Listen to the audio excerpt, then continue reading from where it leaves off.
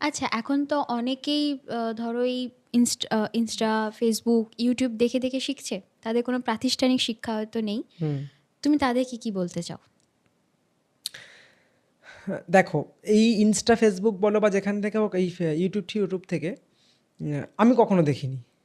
আমার এই শিক্ষা, এবার আমি তো আহ, নিজেকে দিয়ে দেখি যে একটা মূল জিনিস হচ্ছে, ধরো যে ইউটিউব থেকে শিখছে বা ফেসবুক থেকে অমুক আর্টিস্ট তমুক আর্টিস্ট করছে, এটা আমি যদি ওর মতো করে যে বেসিকটুকু করা যেতে পারে, কিন্তু একটা সময় পর কি থামা দরকার, তা নাহলে ওর মতোই হয়ে যাব আমি।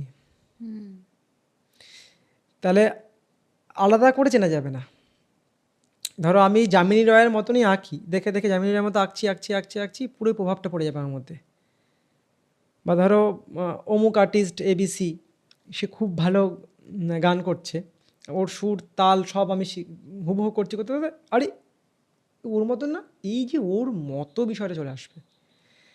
তো তুমি দেখছো বেসিকটুকু করছো ঠিক আছে, কিন্তু ওই ডুবে গেল সমস্যা। হুম। হুম।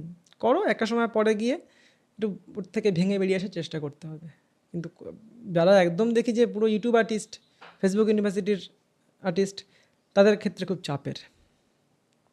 প্রকৃতির মধ্যে যা আছে ইউটিউবে নেই, হুম। প্রকৃতির মধ্যে যা আছে হোয়াটসঅ্যাপ ফেসবুক ইউনিভার্সিটিতে নেই, তাই না? প্রকৃতির মধ্যে প্রচুর রসদ, 100% রসদ ওর মধ্যেই আছে।